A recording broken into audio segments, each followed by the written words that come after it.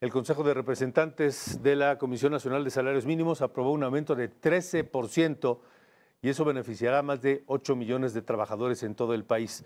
Para la zona norte, fronteriza de México, el aumento será de 5% y el salario mínimo será de 440 pesos diarios. Dos grandes acuerdos que tomamos por consenso, por unanimidad. Uno, el aumento al salario mínimo para el próximo año. Y dos, la reducción a la semana de 40 horas de manera gradual.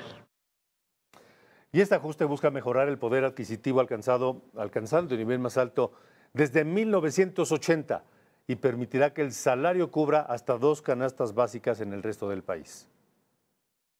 Se acordó con esto un incremento del 13% del salario mínimo general, con lo que pasará de 278.80 pesos a 315.04 pesos diarios. En términos mensuales, esto representa 9,582.47 pesos. Reitero, un incremento del 13% en la zona del salario mínimo general. Saludo a Roberto Aguilar, analista económico, colaborador de Heraldo Media Group. Me da mucho gusto saludarte. Roberto, buena tarde. Buenas tardes, gracias por la invitación. ¿Qué opinas de este aumento a los mínimos el año que entra? Bueno, era un tema que se esperaba más o menos en estos, porque hay que decir, Alejandro, que llevan semanas, justamente se convocan a los representantes del gobierno, de los empresarios y de los trabajadores a estas discusiones para ver y hacer un análisis de cuánto debería de ser el aumento al salario mínimo. Efectivamente fue de 13%, el año pasado fue de 12%. Pero hay que reconocer también que en el sexenio del expresidente López Obrador tuvimos aumentos de hasta 20%, y esto ha ayudado a la recuperación justamente del salario mínimo y del poder adquisitivo de los trabajadores.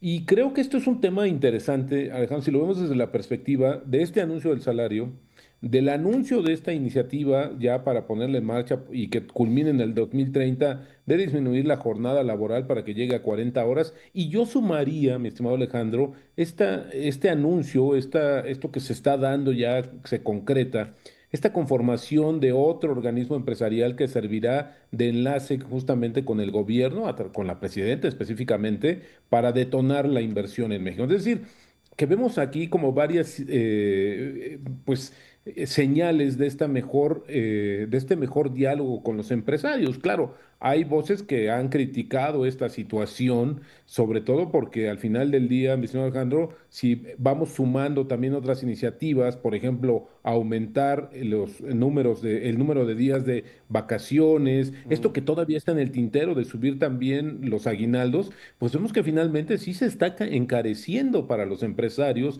este costo que tiene por generar plazas que sean formales. Y no en vano tenemos una economía, la economía mexicana, Alejandro, que tiene 54% de economía de informalidad. Y esto, bueno, más de la mitad de la economía mexicana está en esta situación. Así es que verlo en este contexto integral, creo, uno, pues hay un mejor entendimiento, se está también del gobierno con los empresarios. Dos, se está buscando que haya un incremento, una recuperación del poder adquisitivo que ya ha acumulado, llevamos más de 150%. Y número tres, ver también que finalmente si no hay si no se alinean los intereses de los empresarios en términos de la inversión con el gobierno, pues difícilmente vamos a poder acelerar el crecimiento de la economía mexicana, mi estimado. Ahora, Roberto, dices bien que ha habido aumentos importantes, 20% en alguna ocasión en el gobierno de López Obrador, otros también similares, ahora 12, 13%, pero la pregunta es, ¿en esa misma proporción se ha recuperado el poder adquisitivo de ese salario mínimo? ¿Hoy la gente que tiene menores recursos vive mejor? Fíjate que dos temas. Uno, que también hay que recordar, Alejandro, que se dieron a conocer los datos justamente de las personas, el número de mexicanos que dejó esta línea de la pobreza, que afortunadamente se dio en este sentido, pero también el otro es que hemos mantenido una inflación relativamente controlada. Hoy estamos hablando de niveles debajo del 4% y cuando hablamos de un aumento al salario de 13%, podríamos decir que hay 9 puntos porcentuales de diferencia entre este costo promedio de la canasta básica o de la canasta de productos y servicios con la que se mide la inflación. Sin embargo, yo creo que un tema que hay que reconocer también, Alejandro, es que el salario mínimo sigue sirviendo también como una referencia. Estamos hablando de cerca de 20 millones de personas, de trabajadores, que, bueno, pues justamente tienen pueden ser, pues pueden gozar de este incremento salarial, pero también el resto de la economía no se rige a través de este aumento al salario mínimo, porque ganan, tienen una prestación mayor y los salarios están entre 2 y 4%, perdón, entre 4 y 6% los incrementos que siguen estando un poco más o menos en línea con la inflación. Entonces, yo lo que digo es que justamente, lo comentábamos hoy en la mañana, mi estimado Alejandro, que lo que vemos es que los precios suben por el elevador y los salarios por la escalera. Todavía necesitamos acelerar más esta recuperación, pero también hay que ser muy cuidadosos porque hoy lo que necesitamos de respaldo es que a partir de esto haya una mayor productividad de la mano de obra, porque si no lo que estamos haciendo es encarecer los costos de contratación, de generación de empleo formal, estamos incentivando la informalidad y esto pues generaría un tema bastante complicado porque no hay una protección de estos beneficios que tendría la masa laboral justamente en términos de la formalidad en México, Alejandro. Pues ojalá que este aumento venga bien y realmente logre que las familias que viven de estos salarios mínimos pues tengan una mejor vida, una mayor capacidad de adquisitiva y que luego venga una recuperación del resto de la escala salarial también.